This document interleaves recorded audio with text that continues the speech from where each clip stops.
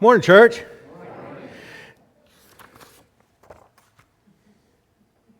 Not now. No, later.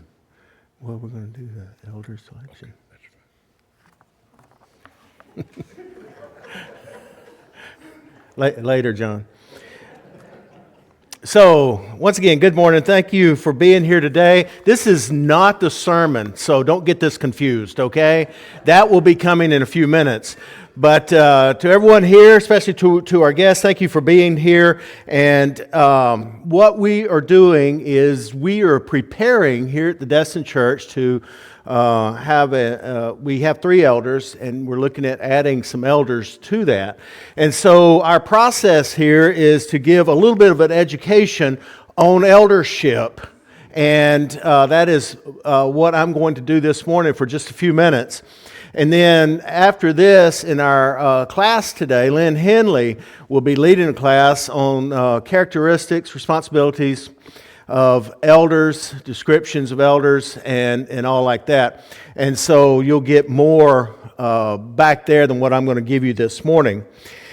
Anyway, the first reference to elders in the Judean congregation is in Acts chapter 11, verse 30, when Paul and Barnabas delivered into their hands the funds provided by Antioch.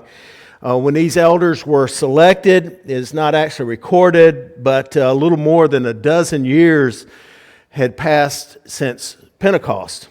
Elders were appointed in Lystra, Iconium, and Antioch on Paul's return on his first missionary journey. We see that in Acts 14:23. There was an urgency there to it. We see that in Titus 1:5, where Paul told Titus, set in order the things that are wanting and ordain elders in every city. So elders were a very important part of their church and their community.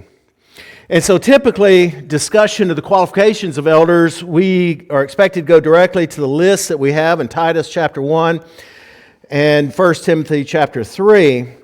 But maybe it's better to begin in Matthew chapter 20. You might say, Matthew chapter 20, yeah. James and John, with their mother, came to Jesus. It's an interesting little narrative right there. They went to Jesus to ask for the chief seats. You ever found that interesting there? They come with their mama and say, you know what, Jesus, I need my boys here I need one on the right hand and the other on your left hand in your kingdom. Well, kind of showed a little selfish ambition there on their part, and also aroused like attitudes on the parts of the others if you have opportunity to read that, Matthew chapter 20. So the first principle of leadership is absolutely the spirit of servanthood. When the eldership is viewed politically with exaggerated emphasis on its authority or with distorted notions of the prestige involved, jealous rivalry, private agendas will come into play. Neither goodwill nor indifference should allow into the office men who have not demonstrated they are scripturally qualified. Have you ever noticed oftentimes when we appoint men as elders, they were pretty much already performing as elders? It's not like we put hands on them and then they just changed everything. No, they were pretty much already servants, lovers of people, lovers of God, wanting to do what's right, humble, humility just surrounding them.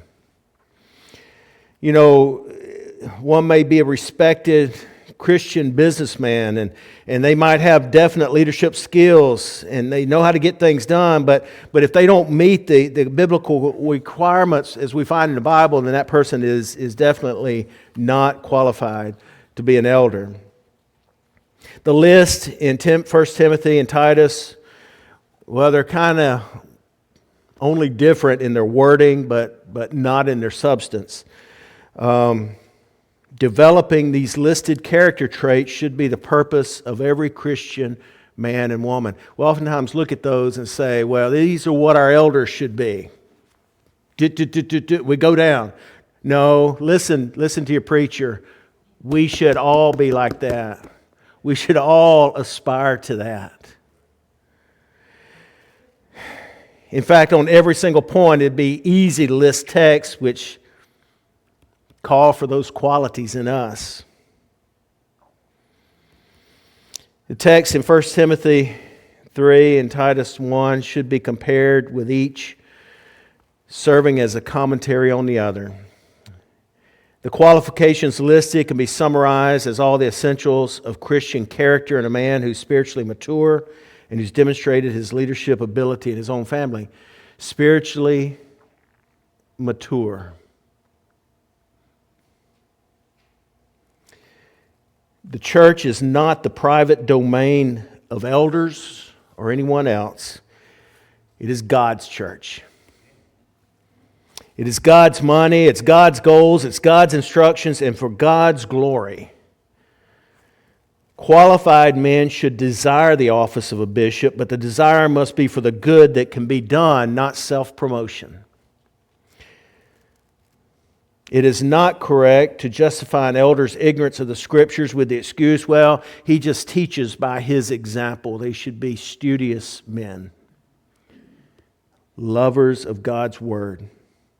They need to be well grounded in knowledge and have the courage of scriptural convictions, not being ugly, not being rude, being kind, but firm. It should be remembered that being on guard against false teachers was especially emphasized in Paul's speech to the Ephesian elders that we see in Acts chapter 20, 29 through 31. When men are selected by conscientious and fair application of biblical requirements, the church will have an eldership worthy to be followed. What the church will not have is an eldership which will have no shortcomings. They will not have an eldership which will not make any mistakes. They won't have perfect men who they might sometimes fail in their duties. These men aren't perfect. Not at all. They will not be perfect. And as with all Christians, however, it's expected that they continue to grow. So to summarize all of this, I think we should select men who meet the biblical qualifications of an elder, and not for these reasons I'm going to mention. And so today, let me tell you, I've been around now 70 years. As of a week or so ago. And I've seen a few things. I have served with and under so many good, godly men who have been elders. However, there have been some that you kind of wondered about. Now, if you've been around as long as I have, you might have seen some of those as well. So here is why we do not select certain men to be elders. That I came up with my list. Get your pen and paper out. We don't select men to be an elder because, well, it's his time. No. We don't select a man to be an elder because, well, you know what? His grandfather and his father were elders. No. Now, that doesn't mean he won't be a good elder. Don't get me wrong. But not just based upon those things. Well, you know, here's another one. He's been a deacon long enough. Okay, now we're looking at this like a rank structure in the military where you're just moving up. You know, deacon to elder to preacher.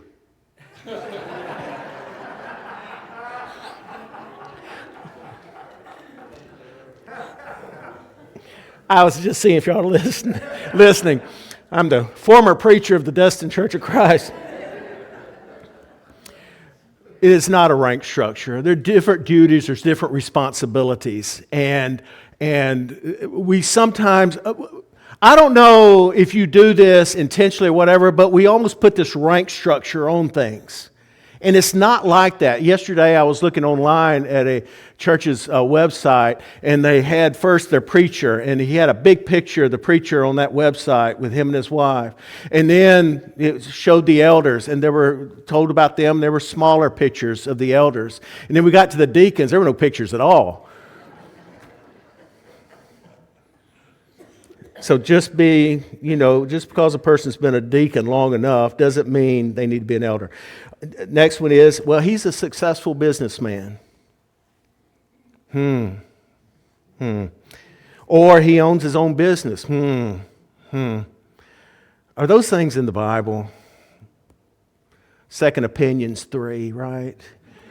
That has nothing to do with being a good elder. Next one that I have seen is, well, if he shows leadership outside of his company, his firm he works for, that shows, initiative, and it will help his career. No, I'm not worried about his career. Well, this elder, he needs to be an elder because he gives so generously in his offerings. Number one, how do you know how much an elder's given? Just giving. He might be a generous person, doesn't necessarily make him a good elder. Or, he has a good personality. This is not a personality contest. Look to the Scriptures, look to the Bible, and select good, godly man. And I'm closing with this last thing because we always look at the different lists that I mentioned in 1 Timothy and in Titus. But let me leave you with this list that should cover your thoughts as we are getting ready to select elders. Your elder nomination forms were due back the 15th. We changed that to the 22nd of this month. So let me tell you, the Bible also gives an excellent description of what an elder should be, aside from 1 Timothy and Titus. But the fruit of the Spirit is love, joy, peace, patience, kindness, goodness, faithfulness, gentleness, and self-control. Church, we find elders, and we have good men